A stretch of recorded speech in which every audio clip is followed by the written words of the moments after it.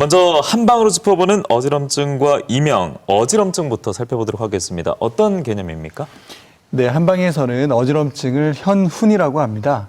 눈앞이 깜깜해지면서 이렇게 균형을 잃는다는 의미인데요. 어지럼증은 항상 시각과 관련이 많이 있습니다. 언덕에서 떨어지면서 대굴대굴 구르다 보면 몸을 가누어야 되는데요. 가장 먼저 눈이 정면을 쳐다봐야 되고 그리고 뒷목을 가누어야 되면서 척추를 딱 세워야 균형을 잡을 수 있습니다.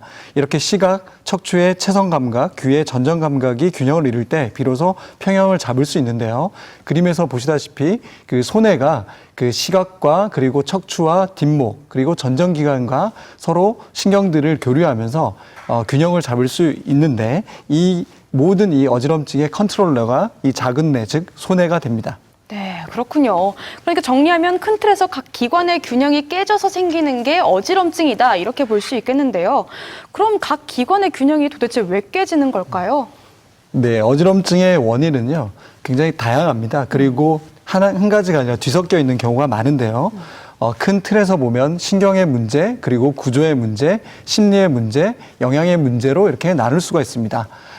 그리고 어지러움에 의해서 나타나는 빙빙 도는 증상, 그리고 중심이 흐트러지는 증상, 그리고 머리가 멍하면서 띵하고 고개를 돌리면 이렇게 어지럽다고 하는 상황들이 있거든요. 네.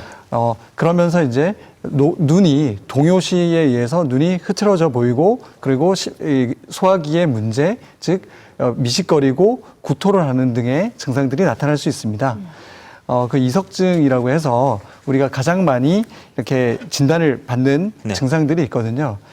이 이석증의 경우에는 평행사가 세방고리관으로 떨어져 가지고 거기에 어디 전, 후, 수평, 방고리관에 어디에 떨어졌는지에 따라서 치료의 예후가 달라집니다. 그래서 그 문제를 일으키는 방향을 진단하는 것이 치료의 핵심이 되겠고요.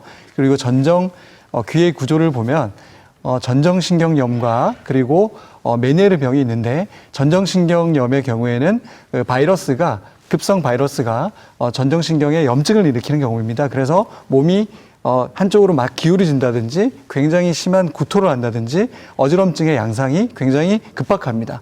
그리고 메니에르병의 경우에는 청신경과 그리고 그 전정신경이 동시에 이제 문제가 생긴 경우인데요. 네. 그림에서 보여지는 이 전정신경 저하증이라고 하는 좀 이 개념이 있습니다.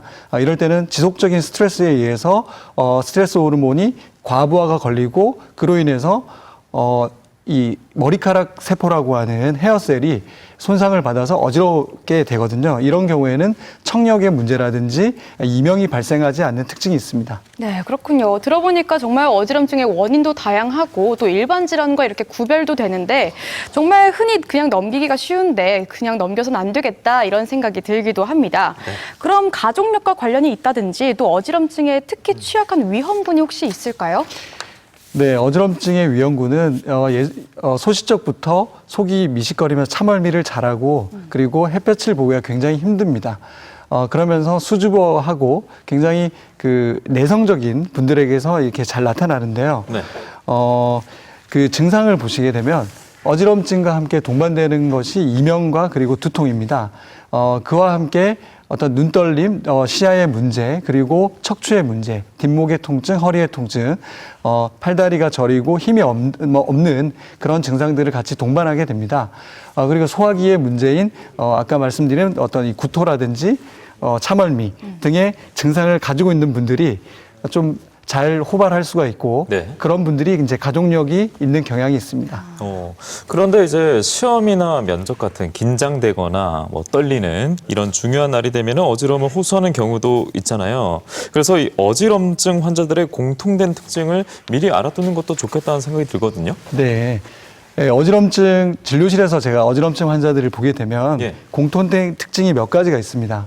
첫 번째가 지속적인 스트레스로 인해서 어떤 이 부신 기능이 굉장히 저하되어 있는 부분이거든요. 네. 그래서 어떤 전정기관을 자극해서 전정신경염 그리고 이석증, 메니에르병을 발병하는 것으로 보여지고요. 그리고 이와 못지않게 급성으로 오신 분들한테서 속이 미식거리고 토하는 증상을 가지고 있는 경우가 많습니다. 이럴 때는 나랑 맞지 않는 유해 음식을 섭취를 해서 알게 모르게 어떤 급체라든지 장내 자극을 한 경우가 되게 많습니다. 네. 그리고 이 본인들은 잘 모르지만 구호흡이 있습니다. 구호흡. 구호흡. 입으로 하는 호흡입니다. 아, 네네. 입으로 하는 호흡인데 본인도 모르는 사이에 입을 벌리고 자면서 코골이를 하는 그런 경우가 있는데요. 이 코골이가 있다는 것은 구호흡을 하는 반증이거든요. 네. 우리 아나운서님 한번 네. 입을 닫고 코를 골아보시겠어요?